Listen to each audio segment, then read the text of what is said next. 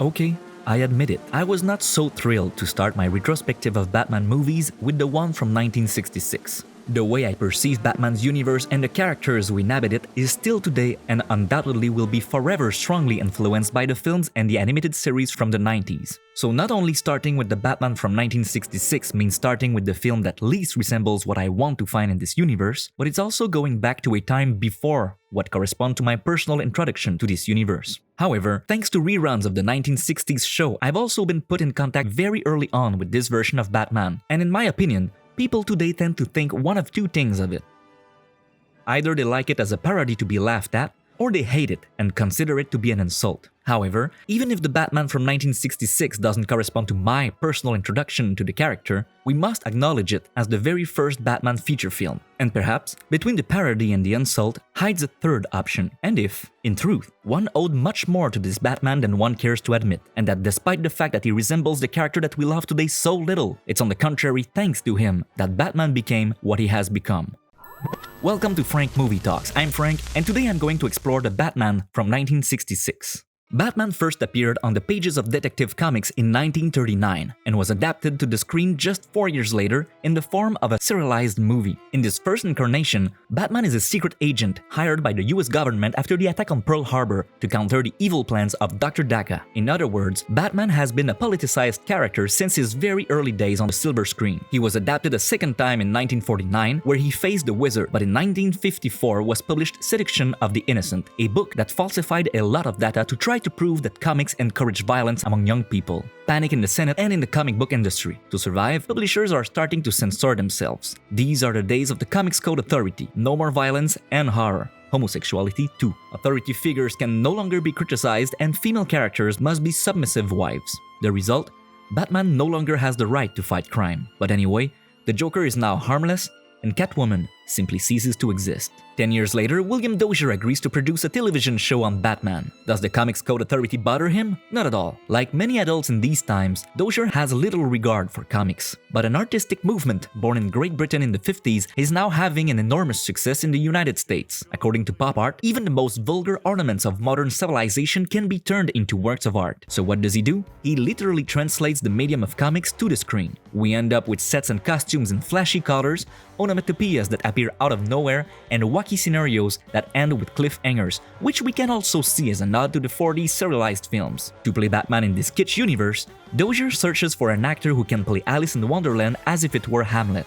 This is how he discovers Adam West, an actor able to play the most ridiculous things while remaining very serious. And to bring some hope to people during these years ravaged by the Vietnam War, the Cold War, the missile crisis, and the reluctance of the elites to recognize the rights of women and black people, Batman is modeled after John F. Kennedy, just like Captain Kirk in Star Trek, a series airing almost exactly at the same time. But the right-wing snowflakes do not stop their systematic cancellation to comics. They also accuse television of encouraging violence. They are offended to see a white man kiss a black woman, and they believe that homosexuality is a disease. Vous écoutez, on est juste une belle gang de tapettes! So to censor violence, Dozier fills the screen, as aforementioned, with onomatopoeias that more or less obscure the punches. Although the third season sees Catwoman portrayed by Eartha Kitt, a black actress and activist, the sexual tension between her and Batman disappears completely. And finally, to silence rumors that Bruce Wayne and Dick Grayson are gay, Dozier introduces the character of Aunt Harriet, who comes to live at Wayne Manor, because everyone knows gay people don't have hands.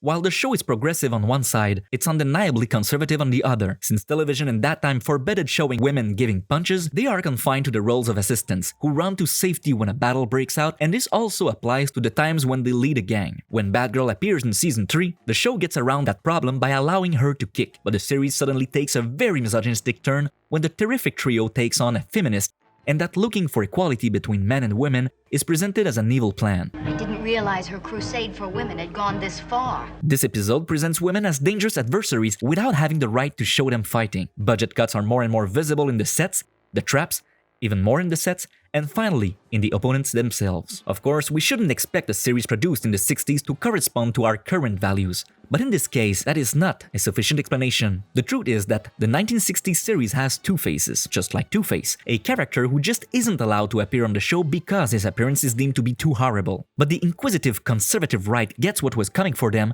when Dozier calls on Lorenzo Semple Jr., a screenwriter who would later be known for his anti-establishment political thrillers. Under his pen, even the characters from King Kong go from a film crew looking for an exotic setting to shoot a film to an avid corporation seeking to appropriate an oil field. I drink your milkshake. In the Bible he provides to Dozier, Semple Jr. insists that Batman does not break any laws. He's just an ordinary citizen who masks his identity to lend a hand to law enforcement, an initiative made possible by the thickness of his wallet. As Bruce Wayne, he sponsors all kinds of charities and sits on several administrative boards, which not only allows him to tackle crime in the open and through legal means, but also offers employment to his opponents when they get out of prison, and thus break the vicious circle of punitive imprisonment. On the other hand, that's also what makes his dual identity so much harder to maintain, since he's just as active with his community as Bruce Wayne as he is as Batman. Batman? Yes, Mr. Wayne. Have you heard Mr. Freeze's scurrilous demands? Just briefly. If Robin and I act as go-betweens, are you prepared to make the telecast at midnight and pay the ransom, Mr. Wayne? I have no choice, Batman. Then may I suggest you tape the broadcast from the Commissioner's office an hour earlier, and we will have a dummy package of money. A dummy package of money? That sounds risky. Risk is our business, Mr. Wayne.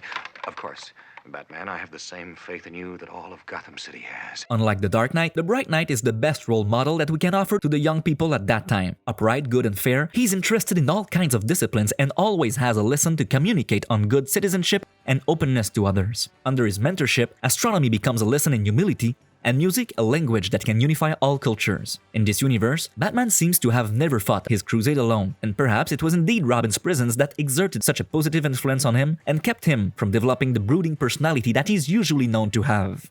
You're looking at your new partner. No. Dozier may have sanitized Batman so he wouldn't offend conservative snowflakes, but that's exactly what would allow Lorenzo Semple Jr. to criticize authority with subtlety.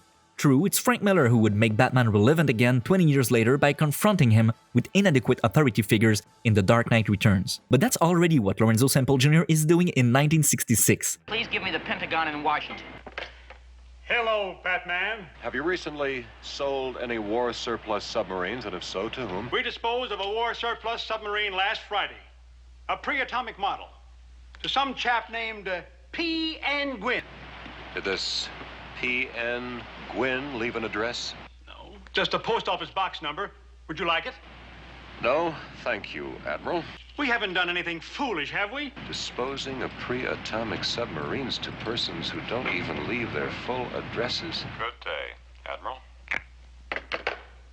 Gosh. At the time, we're in the middle of the Cold War. The leaders of the world's two greatest powers are behaving like children, trying to prove which one of them has the better economic system by comparing the size of their respective missiles. In 1962, the situation becomes serious enough that a direct line of communication is set up between the United States and the Soviet Union, which the Western media likes to call the Red Phone. So it's no wonder that in the film, following a logic that would later be taken up by Die Hard, the higher an authority figure is in the hierarchy, the more incompetent it is. I'm Dwayne Robinson, LAPD. I'm in charge here. Not anymore. And this criticism also touches the representatives of the United Nations, who are unable to get along. When the villains dehydrate them in the form of colored powders that are accidentally mixed up with each other, it's up to Batman and Robin to separate them before rehydrating them. But the operation isn't entirely successful. Languages are randomly redistributed across diplomats, and ironically, it's the German ambassador who ends up speaking Hebrew. Shalom, rock shalom, shalom. But let's go back to the bad guys, because it's undoubtedly here that the film from 1966, released after the first season of the TV series, but written to serve as an introduction, forever marked the universe of the Caped Crusader. Batman has a rogues gallery that beats that of any superhero, and one that continues to grow over the years. Villains added in the 70s like Rachel al Ghul, in the 90s like Bane, or even more recently in 2011 like the Court of Owls, eventually became classic adversaries as well. But Batman is now 80 years old, and his many film adaptations almost always end up returning to an undying core consisting of the Joker, Catwoman, the Penguin, the Riddler, and Two-Face. And if we like, or should I say, if we got to know 4 of these characters, it's because they were chosen to face Batman in the film and the series from the 1960s. Before being portrayed by Burgess Meredith, the Penguin had barely showed the tip of his nose in the comics after an absence of 7 years. Catwoman's last mischief before her portrayal by Julie Newmar and Eartha Kitt in the series, and Lee Meriwether in the movie was 12 years old, and the Riddler had been missing from the comics for 17 years. He's portrayed by Frank Gorshin, who hated his littered suit and insisted on swapping it for the jacket and the bowler that he usually wears today. Thanks, Frank. The Riddler is the first opponent to appear in the series and possibly the most dangerous. He's the one who conceives the most ingenious plans which the others need to follow. But there's a risk. The Riddler can't help but leave clues in the form of a riddle, not because it amuses him or to prove his intellectual superiority, but because it's a real pathology that he's unable to control, much to the frustration of his criminal partners. So it's not really the Joker who's Batman's worst enemy, but that doesn't stop Frank Sinatra of coveting the role that ultimately goes to Cesar Romero. Sorry, Frank. That's life! What about Two-Face? Well, the character didn't show either of his two sides in the comics for 14 years, but the new popularity the series from the 1960s brought to Batman allows publishers to bring him back. In 2016, Adam West, Burt Ward, and Julie Newmar reprised their respective roles of Batman, Robin, and Catwoman in The Return of the Caped Crusaders. The success of the film spurred the production of a sequel, Batman vs. Two-Face, which finally introduced Two-Face to the kitsch universe of the Bright Knight. Harvey Dent. A pleasure to share a room with Gotham's greatest defender of justice. To lend his voice and even his features to the character, the creators of the movie chose an actor who was active in the 1960s and who, if the stars had aligned, could very well have played the role at that time, William Shatner. Released in 2017, this movie marks the last time Adam West played the Caped Crusader before his death. For many people, The Bright Knight is directly opposed to everything Batman is supposed to represent, and it took 20 years for Frank Miller to revive The Dark Knight. But Batman had already gone dark again in the 70s under the pen of Dennis O'Neil and Neil Adams, and far from having prevented Batman from becoming the character we know today, The Bright Knight is precisely the one who saved him from oblivion and systematic cancellation by the conservative right. And knowing that even when you're fed up with being told dark and pessimistic stories, you can still count on Batman only makes him stronger. It's all right, Robin. Holy heart failure!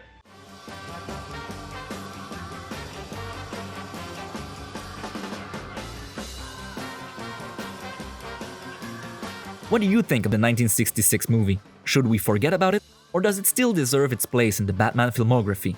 If you've learned anything new from today's episode, wait and see what the next one has in store for you. To make sure you don't miss it, subscribe to the channel and do as Batman. Give a thumbs up.